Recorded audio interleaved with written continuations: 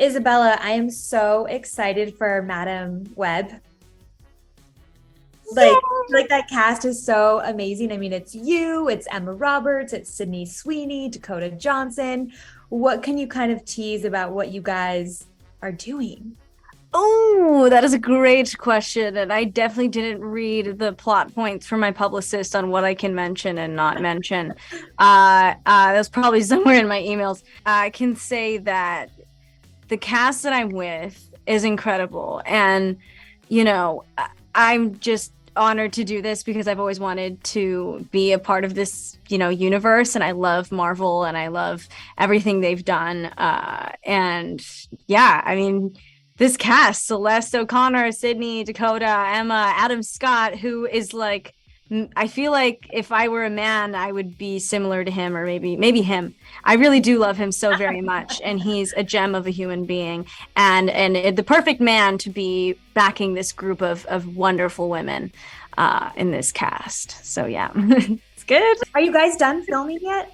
No, so I just flew back actually last night, and then I will be flying back to Boston tomorrow at 6 a.m. Okay. And then we'll be in New York briefly, and then they're going to Mexico. So yeah, fun. How are the costumes? Silly. That's such a silly, goofy question. I wear pants and I wear shirts. That's for sure. That's all you can say. Yeah. I wear clothes. Yep. Fair enough. Kyle, you are next playing He-Man in Masters of the Universe. How has that been? I mean, that's freaking awesome. It's spectacular. We're going to start filming in April. And so it's just been a matter of kind of waiting and preparing, and we're getting all the story and everything in perfect order. I'm looking forward to it. What does training look like for He-Man? I will be hitting it pretty hard pretty soon, and that looks like I do about 6 hours a day of training, and I do about 4,000 calories.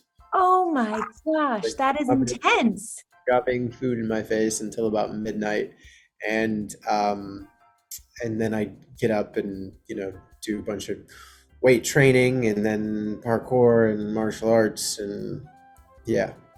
He's about it. He's definitely physically inclined. Like he can do a lot of the action stuff. There's nobody he's perfect for it. I'm so happy and excited for you, Kyle. The greatest love story ever told. Romeo, sweet Juliet, was missing a chapter. Mine. Son of a... This movie was so much fun. I feel like there's been so many versions of Romeo and Juliet, but this time it's being told from a totally different perspective. What was the most appealing thing about that for you guys? It's a really refreshing take on that classic story that we all know, or we think we know. And I think it's important to poke fun at those structures and offer up, different points of view, which we do with following Rosaline instead of the Romeo and Juliet. We get to be side characters instead. There are so many moments of improv on set while we were filming that just some of them make it into the movie and some of them don't, but I'm just so glad that I was there to witness it happening in real time, because I watch The Office and to me it's like that's pure comedic brilliance in the moment, and that's what I felt like I was witnessing from everyone, not just the seasoned actors. Everybody was killing it in that department. He was saying things to her that he just said to me.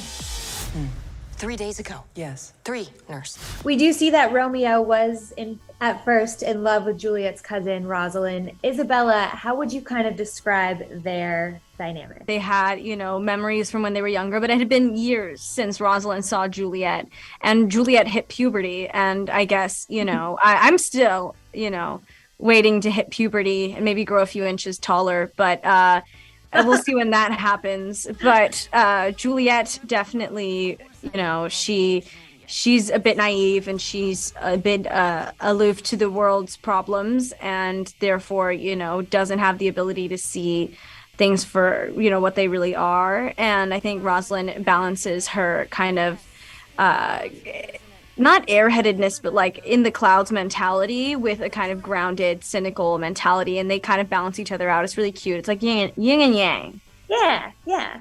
Looking at past Romeo and Juliet's, who has been your guys' favorite And Kyle, I mean, did you study Leo's version at all? Were you a fan of his version? I'm absolute fan. How could you not be? But no, I didn't study anyone else's version because his version's so different. I just tried to bring kind of his ridiculousness and feverish pursuit of idealistic romance and love and what that might look like regardless of people involved. It's just very much in his own world, in his own dreamland, and that is an aspect that I think is relevant in all of the characters, a sort of surreality to their view of romance that I would say I brought that. All this time, you just wanted to steal my boyfriend. I was trying to steal him back. There's a difference. We do see in this movie that Rosalind is willing to go to drastic measures to win back Romeo, when really maybe she should just kind of like let it go. So for you guys, what is the best way to get over a breakup? What should you do? Yeah, it's not what you do.